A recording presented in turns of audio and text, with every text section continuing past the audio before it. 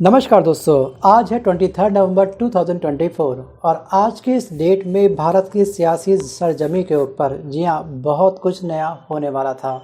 जी हाँ, क्योंकि आज 23 नवंबर को बहुत सारे राज्यों के अंदर उपचुनावों की मतों की गिनती होने वाली थी और आज विशेष दो राज्यों के अंदर विधानसभा चुनाव जी हाँ जो अभी कुछ समय पहले संपन्न हुए थे उन सभी के मतों की गिनती होने वाली थी।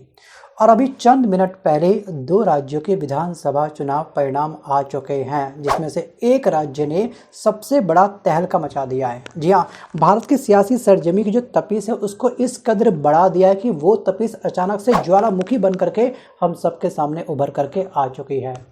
सो गाइस, जनता ने महाराष्ट्र व झारखंड में वर्तमान सरकार पर ही फिर से भरोसा जता दिया है, लेकिन जनता ने महाराष्ट्र के अंदर जी हाँ जो भरोसा दिखाया है वो बिल्कुल अकल्पनीय अविश्वसनीय हो चुका है हम सबके लिए। झारखंड में जहां इंडिया गठबंधन ने एनडीए को झटका देकर के एक बार फिर से जी हाँ बहुमत से सरकार में वापसी की है, तो वहीं पर महाराष्ट्र में महाविकास आघाड़ी जिसे हम बोलते हैं MVA को महायुति के आगे हारना पड़ा, नतमस्तक होना पड़ा, अपने घुटने टेकने पड़े। जी हाँ, वहाँ भी सरकार की वापसी हो रही है। उधर देश के सबसे अहम राज्य जी हाँ यूपी के अंदर जो उपचुनाव हुए हैं जी हाँ 20 तारीख को, उसकी अगर मतों की हमने जो गिनती करी है उस गिनती में एनडीए ने 9 में से जी हाँ 7 सीटों पर बढ़त लेकर के सपा की उम्मीदों पर पानी फेर दिया, वाइपर मार दिया, पोछा लगा दिया।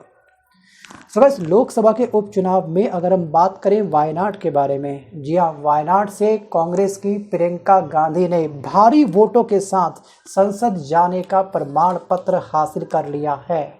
और देश के अन्य राज्यों की तरह अगर हम दृष्टि डालें तो इंडिया व एनडीए गठबंधन में कांटे की टक्कर देखने को हमें मिल रही थी। लगातार जो एग्जिट पोल आ रहे थे वो हमको कांटे की टक्कर दिखा रहे थे।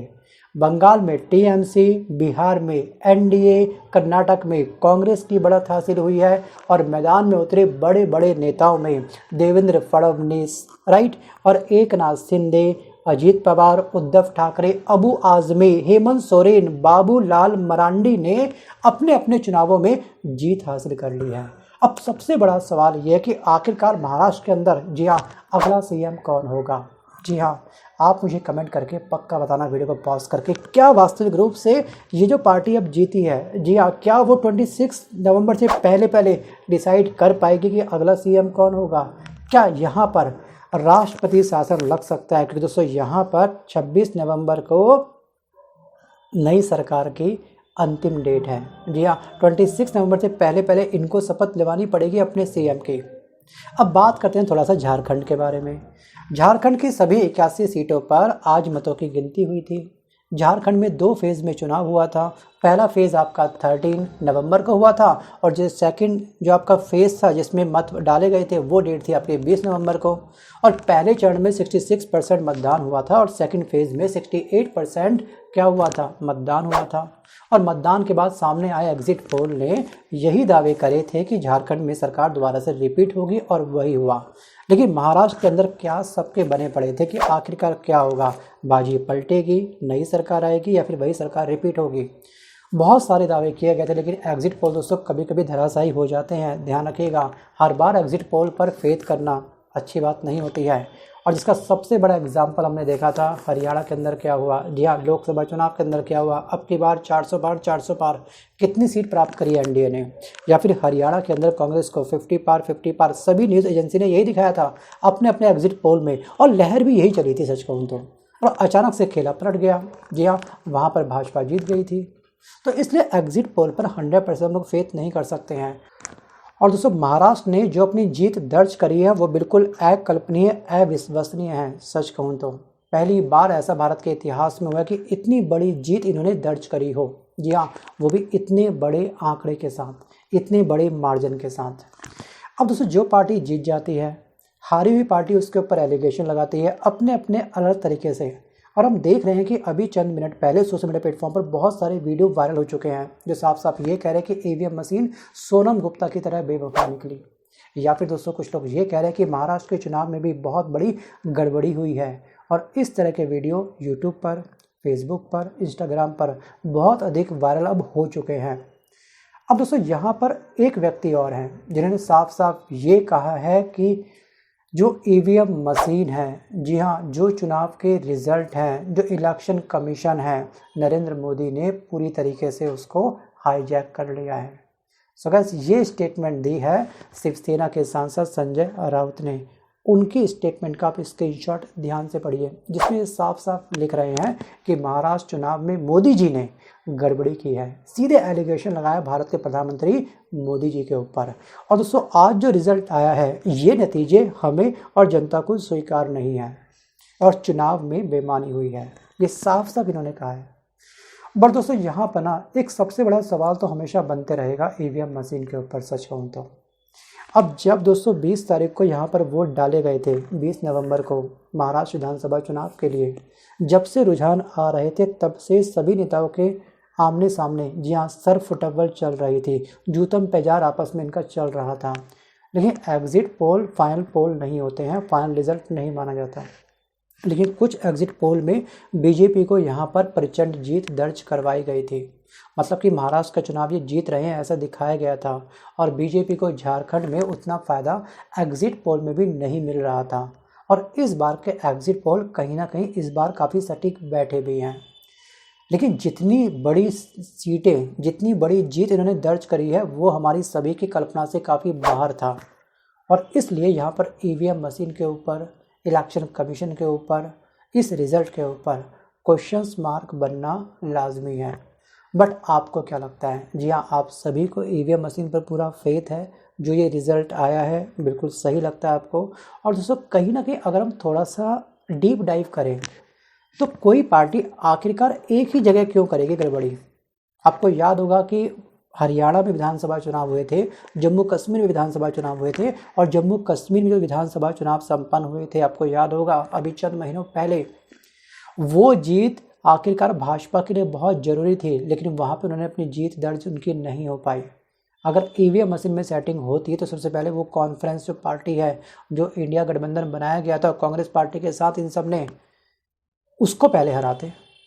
क्योंकि 370 कहीं ना कहीं एक बहुत बड़ी नाक का सवाल बन चुका है, एक बहुत बड़ी हेडेक बन चुका है इस समय। कॉन्फ्रेंस पार्टी लगातार उमर अब्दुल्ला की जो सरकार है वो लगातार दबाव बना रही है कि 370 प्लीज़ यहाँ पर, जी हाँ, वापस लाओ। और लेकिन यहाँ पर पीएम मोदी ने साफ साफ ये बोल दिया कि फ़िलहाल आप लोग इस चीज़ को भूल जाओ, मेरे रहते रहते ये चीज़ नहीं हो सकती है। यहाँ तक मोदी जी ने अपनी स्टेटमेंट दी थी पत्रकारों को। अब इससे बड़ा क्या होगा? लगातार वहाँ पे इसको लेकर के धरना चल रहा है। जी हाँ, अब तक धरना चल रहा है। लेकिन फाइनली दोस्तों, जो 370 वाला जो पहले सीन था वो दोबारा रिपीट यहाँ पे नहीं हो सकता है और ना ही होना चाहिए। और दोस्तों, ये जो जम्मू कश्मीर है अपना अलग से, जी हाँ, राज्य की जो डिमांड कर रहा है वो भी इनके बस की अभी नहीं है।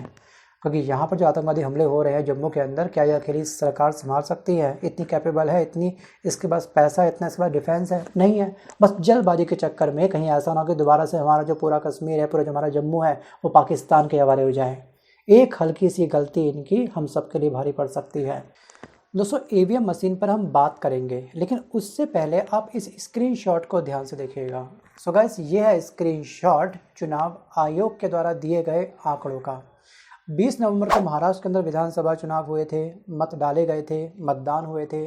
तो ठीक 5 बजे, शाम 5 बजे चुनाव आयोग के द्वारा ये बताया गया था कि 58.22% मतदान हुए हैं महाराष्ट्र के अंदर, राइट। और महाराष्ट्र में कुल वोटर हैं 9,70,00,000 और कुल सीटें 288 हैं। यानी कि 5,64,73,400 लोगों ने इस दिन वोट डाले थे।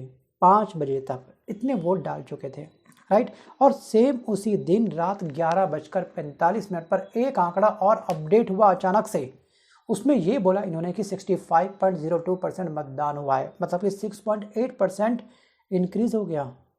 कुल वोटर वही सेम रहेंगे 9,70,00,000, कुल सीटें सेम रहेंगी 288, यानी कि 6,30,59,400 लोगों ने वोट डाला है। इस गैप को आप समझने का प्रयास करिएगा थोड़ा सा। और यही सेम आंकड़े में फेरबदल जो हुआ था वो हुआ था हरियाणा विधानसभा चुनाव के अंदर भी। जी हाँ, दिखाया कुछ और था, अचानक से डेट को चेंज करके आंकड़े को चेंज कर दिया गया था। और उस पर भी कांग्रेस ने सवाल उठाए थे कि चुनाव आयोग ने आखिर ऐसा क्यों करा, और इसकी याचिका दायर करी थी सुप्रीम कोर्ट के अंदर भी। उसको लेकर के मैंने एक वीडियो बनाया था, उस पर हम नहीं आएंगे। अब हम बात करते हैं कि आखिरकार ईवीएम मशीन पर क्या हमको फेथ कर लेना चाहिए आंख बंद करके, या फिर हमको दूसरे देशों से कुछ सीखना चाहिए। जी हाँ, ऐसे देश जहाँ पर ईवीएम मशीन का प्रयोग नहीं होता है।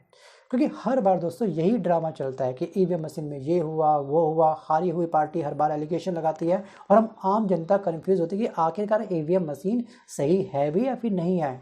जी हाँ, हम हर बार कन्फ्यूज हो जाते हैं जब अचानक से इतना बड़ा आंकड़ा कोई पार्टी टच कर जाती है, जिसके अगेंस्ट लगातार आम जनता की जो ग्राउंड रिपोर्ट कहती है कि हाँ सरकार पलटेगी इस बार, लेकिन सरकार पलटती नहीं है। तो कहीं ना कहीं कुछ ना कुछ तो लगता है हमारे मन के अंदर भी कि हाँ कुछ तो गड़बड़ हुई होगी।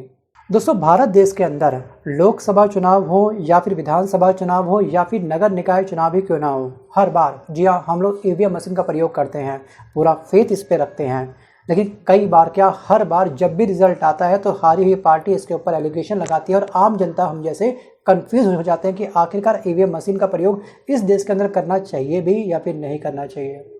सो गाइस, दुनिया में ऐसे कई सारे देश हैं जहां पर ईवीएम के जरिए चुनाव नहीं होता है, और वहीं कुछ ऐसे देश भी हैं जहां पर ट्रायल के बाद ईवीएम को बैन कर दिया गया था। उनका मन यहाँ पे खट्टा हो चुका था कि भैया हमको इसका प्रयोग नहीं करना है, इसको वापस ले जाओ। उन्होंने अपने देश से ईवीएम मशीन को तड़ी पार कर दिया, अपनी बाउंड्री से बाहर फेंक दिया। सो गाइस, ईवीएम से चुनाव नहीं कराने वाले देश में आपका जर्मनी है, नीदरलैंड है, पराग्वे है, फ्रांस है और अमेरिका भी है। और वो ऐसे कौन कौन से देश है जिन्होंने क्या करा, इसको तड़ी पार कर दिया। एक बार प्रयोग करा, दांत खट्टे हो गए, हाथ खड़े कर दिए, घुटने टेक दिए, हमसे ना हो पाएगा बोल दिया। सो गाइस, इसमें आपका नॉर्वे है, यूके है, ऑस्ट्रेलिया है, इटली है, आयरलैंड है, कोस्टा रिका है, फिलीपींस है, ग्वाटेमाला है। ऐसे तमाम एक लंबी चौड़ी फेहरिस्त है जिन्होंने ट्रायल किया, डेमो लिया इसका, लेकिन बाद में इसको वापस भेज दिया। अभी भी इन देशों के अंदर मत पत्रों के माध्यम से क्या होता है, चुनाव होता है। और सबसे बड़ा एग्जाम्पल हमारे सामने है दोस्तों, अमेरिका। डोनाल्ड ट्रंप जीते हैं, आपको पता होगा, अभी कुछ समय पहले। जी हाँ, 5 नवंबर को यहाँ पे दोस्तों वोटिंग हुई थी, आपको याद होगा। तो फाइनली वो भी जो चुनाव हुए थे मत पत्रों के माध्यम से हुए थे। क्या हमें विकसित देश से नहीं सीखना चाहिए? क्या उनसे एक सबक नहीं लेना चाहिए कि अगर वो लोग ईवीएम मशीन का प्रयोग नहीं कर रहे हैं और इतनी बड़ी पर्सनैलिटी जी हाँ ईवीएम मशीन को कंट्रोल करने का भी, हैक करने का दावा कर रहा है, कुछ तो बात होगी उनकी बातों में। Think about it. So guys, आज के इस वीडियो में बस केवल इतना ही। अब ये महाराष्ट्र में जो विधानसभा चुनाव हुए हैं, जो इसका नतीजे आए हैं अभी चंद मिनट पहले, क्या सच में इसके खिलाफ कुछ सबूत मिल पाएंगे? क्या महाराष्ट्र में फिर से चुनाव होने चाहिए? क्या ईवीएम मशीन को वास्तविक रूप से भारत के अंदर से बैन कर देना चाहिए? आपको क्या लगता है? आप मुझे कमेंट करके जरूर बताइएगा। सो गाइस, मिलता हूं जल्द एक नए वीडियो के साथ, तब तक के लिए धन्यवाद। Bye bye and take care.